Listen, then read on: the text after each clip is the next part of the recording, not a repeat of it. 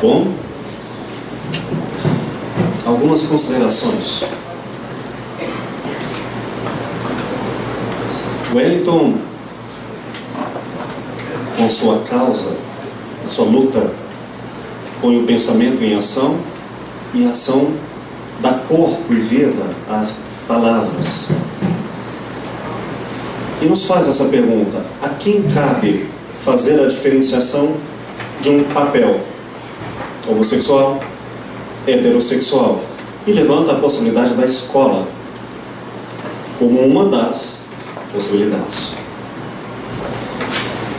Querido, eu, de minha parte, diante da minha fala e diante do espaço de consultório, onde eu não antecipo o óbvio de ser homem ou mulher como sendo uma questão, porque de repente a subjetividade do outro nem sequer a última questão que ele me traz, talvez nada tenha de sexual, apesar de ter um aspecto sexual. Então só o fato de querer fazer a diferenciação no aspecto sexual é imputar-lhe uma diferença que talvez não lhe caiba. É como falar o negro. Como definir o negro? Por ele? Para ele? Penso que talvez, neste ponto, não seja a escola ou a institucionalização do papel, mas a destituição da necessidade de ter que apresentar um papel e retornar a cada um o direito da autodefinição. Nesse sentido, apesar de alguém ser, por exemplo, homossexual, isso pode lhe ser tão irrelevante quanto o seu aspecto profissional, moral, familiar.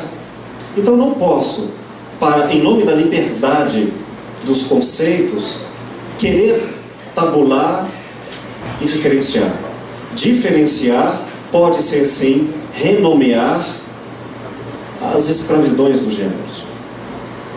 E aí, ao defender a homossexualidade, eu estaria indo contra ela. Bom, é uma opinião. Eu não sei, Sandro, se eu entendi a sua questão. Perdão. Mas quando pergunta de onde vem a homossexualidade, o que a faz despertar, eu acho que seria necessário uma resposta para cada 7 bilhões de pessoas. E reiteradamente, outras respostas para cada uma delas, de novo e de novo, mas não outra vez. Outra vez é a repetição, é o padrão, é usar o mesmo e esquecer que cada um de nós se repete e se reinaugura. Então eu prefiro só fazer essa pergunta quando ela surgir do outro ao meu pedido de esclarecimento. Porque colocar a pergunta é obrigar o pensamento a se pôr a resposta. E muitas questões não devem ser respondidas porque a pergunta foi mal elaborada. Acho que a melhor resposta advém quando a pergunta é autêntica. E quase nunca são. Porque nós não somos autênticos. Nós somos tão superficiais que nos pomos a responder uma questão fazendo-a para nós e sobretudo para os outros, é sobretudo matar o outro. Imagina se eu chego ao querido Paulo e antes de ouvir dele, pela escuta, saber quem ele é, eu já digo: você é isto ou aquilo? Ora, a liberdade não está na alternativa de escolhas, mas antes e sobretudo a recolocação da pergunta, pois de que vale uma resposta se a pergunta foi mal elaborada? Viviane Medeiros, jornalista, a sua questão bastante pertinente, que se materializa assim como a querida Mariolina, na questão do banheiro. E de fato, se em casa nós não temos um banheiro separado para os gêneros, por que o faríamos fora de casa? A palavra casa em gregos, ethos, significa ética. É verdade. Na esfera pública não temos ética. Falta-nos a própria casa pública. E nós estamos, sim, corpos abrigados e almas desabrigadas. Não há uma casa, talvez não haja mesmo o espaço da família, porque a familiarização é a colocação do mesmo como o meu incluso, e o fora da família, o estranho, o perverso, o inimigo. A própria ideia de que nós agendamos, de que esta pessoa me é familiar, como sendo um aditivo positivo e pertinente, se tornou na modernidade, para autores como Hannah Arendt, ou Francisco Ortega, ou Michel Foucault, se tornou um desserviço e uma maldição à esfera pública. Pois dizer àquela pessoa que me é diferente, pelo fato de ser diferente e não ser familiar, é excluí-la. Então, ou nós redefinimos família, ou nós precisamos acabar com essa falsa e perigosa ideia de que a família é o centro da sociedade. Se for o centro, meu Deus, o resultado é uma vida de exclusão. Mas então o que fazer com o espaço do banheiro? Eu me lembrei do que nós fazemos com os elevadores. Talvez a questão seja sim de gênero, mas eu acho que, pelo menos no Brasil, grandemente tem sido social e econômica. O que equivale a dizer que o elevador, quando temos o elevador de serviço e o elevador social, não raramente foi a diferenciação econômica dos que têm propriedade e que estão desabrigados da propriedade da família. Mas olha, que me parece que a necessidade de cada um de nós, na pluralidade, fez acabar com o que foi a pretensão de um elevador para os proprietários e outro para os empregados. Eu não sei quanto a vocês, mas eu acho hoje que o espaço do elevador de serviço não é mais visto como o espaço dos empregados. Vejo patrões e empregados todos habitando o elevador social e o de serviço, e é isso o que nos colocou na casa grande esse grande antropólogo Gilberto Freire, essa nossa diferenciação da senzala e do outro. E o espaço do hétero, seja do homem ou da mulher, em princípio, a criação de um outro espaço para o homossexual, provavelmente, é a minha opinião, talvez seja de fato outro espaço de classificação, regularização, o que impede o convívio com as diferenças. Se formos criar um espaço que permita a inclusão, não no sentido de uma linha limítrofe que separa os de fora e os de dentro, mas a destituição da linha da separatividade, pensaríamos, creio que, em um banheiro aberto a. Então teríamos o privado feminino, o privado masculino e o público como espaço do encontro e da diversidade, e não exclusivamente o do homossexual. Mas isso também vale, como nós vimos, a destituição das roupas masculinas, dos penteados femininos ou masculinos. Penso que estas questões estão acabando ou se destituindo. E as limitações claras do que é escola, do que é o manicômio, estão também perdendo as barreiras de visibilidade. Nos banheiros, nas boates, nas nossas casas. E se você achar que pode manter essa linha rigorosa, talvez apenas esteja cego, porque a contragosto a diversidade se multiplica. Graças a Deus. Bom, só complementando aqui as sábias palavras do professor Will, e se posicionou muito bem. Wellington, eu vou tentar aqui, pelo menos, me colocar a caminho dessas indagações que você propôs. Eu penso que essa é uma questão, inclusive, educacional e pedagógica, quando você faz essa pergunta, cabe a quem fazer essa diferenciação, cabe a quem julgar. Por isso que talvez, eu pensando na tradição, Kant, não sei até que ponto ele poderia nos dar possibilidades para pensarmos isso, né? O tribunal kantiano, a faculdade de julgar, eu não sei até que ponto daríamos para pensar a partir daí, por exemplo. Mas é uma questão, inclusive, educacional, né? Porque a escola também, ela te vigia, ela te pune, ela te direciona, ela exclui, ela é o lugar do comportamento, você tem que sentar aqui, você não pode sentar ali, esse é o espaço que você deve ocupar.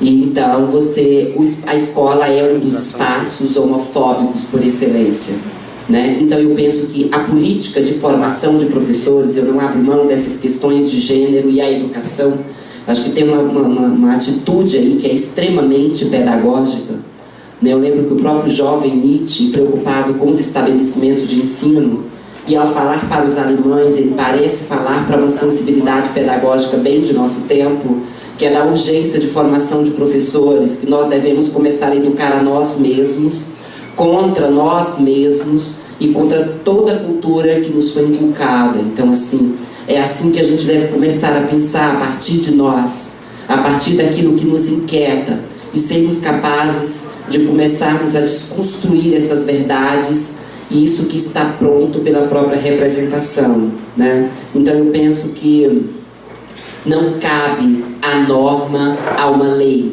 Por isso pensar, eu não digo homossexualidade, mas pensar diferença, não tem como pensar sem pensar essa questão da identidade, né? Não tem como pensar homossexualidade ou diferença sem pensar nessa política de acolhida ao outro, né? Quando Andrew Furmantelli convida Derrida a falar da hospitalidade, ele diz: todo ato de hospitalidade é um ato poético, é um ato de acolher o outro, de dar ao outro uma certa guarida, uma certa morada. Daí a casa, o ethos, a alteridade. Então são pensadores que a gente desafia a todo instante para pensarmos essas inquietudes e essas turbulências da pós-modernidade, que tudo se desloca, a noção de gênero, de sexualidade, de identidade, tudo começa a ferver e a gente fica lançado todo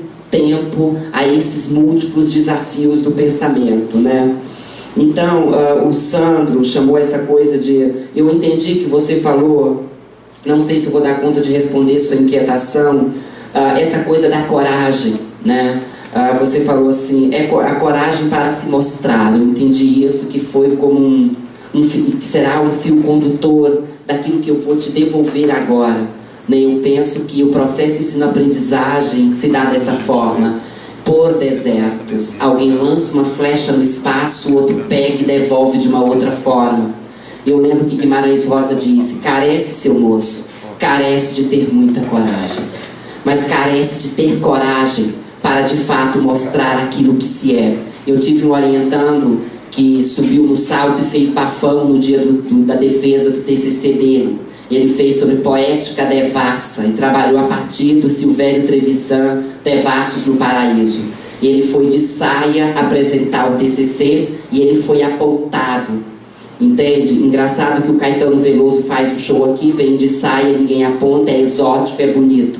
Mas como ele é homossexual, no estabelecimento de ensino, no tribunal da razão, que é muito sério, que é cheio de estigma e tudo mais, meu aluno foi apontado, né? E foi alvo de chacota porque ele foi apresentar um TCC de saia. E o espaço do TCC, que é uma defesa muito fria, como a própria universidade, muito séria, tem aquele que te separa, aquele que questiona, aquele que te desafia, e você tem que ser colocado à prova a todo instante pelo outro. Quando o outro vem revelando sua subjetividade, mostrando a que veio, o que ele de fato é, pelo que é, aí ele é condenado, né? Então é preciso coragem para aprender a conviver com a diferença, com a multiplicidade. Um dia desses eu estava na boate na Diesel de Brasília e vi um cadeirante dançando na pista, e no primeiro momento eu parei, observei aquela cena e pensei: poxa, esse é um cadeirante, é uma condição humana, ele é homossexual, ele também faz uso dos prazeres, porque um cadeirante também transa, beija, ele excita e é excitado, né? E, enfim, e naquele espaço eu observava, né? Eu pensei, poxa, num espaço como esse, o próprio ambiente gay acaba tendo uma certa heteronormatividade, né? Até mesmo porque tem os gays, a tribalização do mundo, uma Vissori chama de tempo das tribos. Tem a tribo dos punks, tem a tribo das travestis, tem a tribo ali das Barbies, né? Que são os gays fortinhos, que não se juntam com as pintosas, porque esses não são os maus vistos. Daí a questão, desde os gregos da pederastia, a questão do erasta e do erômeno não podia vacilar. Então, quer dizer, existia aquela fronteira. Então, existe um espaço, até entre os gays, na tribo gay, existe uma norma que não é culpa deles, é culpa porque são gays, mas são homens. Mas eles também já têm uma heteronormatividade, um ethos, uma concepção de corpo, uma visão de mundo, entende? Então, eles não se juntam aos mais efeminados, digamos assim. Então, até entre os gays existe esse ranço heteronormativo, entende? Então eu fiquei observando, poxa, naquele espaço onde eu procuro me reconhecer nesse outro, ele sentia dificuldade, até mesmo porque é o espaço da aparência, é o espaço onde eu me mostro enquanto corpo, é o espaço em que eu me mostro enquanto belo, né? Já era uma questão que já se atravessava desde o banquete de Platão, né? A busca da beleza, a busca da perfeição dos corpos, onde os gays que são Barbies, que vão para a boate, tiram a camisa, eles não sentem um certo tipo de... eles sentem um certo tipo de desconforto com as pintosas, entende? Porque essas são as depravadas, as que são mal vistas, que tem inclusive no mundo heterossexual, né? Algumas mulheres que, por exemplo, não se aproximam de algumas que são dadas demais, ou que dão em cima de outros homens, né? Porque não, ela fica mal falada. Então eu fiquei observando aquela cena e percebendo como esses espaços são construídos a partir dessas corporalidades ou corporeidades, né? Da diferença. E penso, inclusive, essa coisa do espaço, talvez a própria geografia, o próprio espaço é pensado de uma forma heteronormativa, se a gente pensar bem, né? E talvez essas questões devem surgir sim, para que a gente possa repensar, deslocar, inclusive a nossa geografia, a nossa visão de mundo, de espaço, de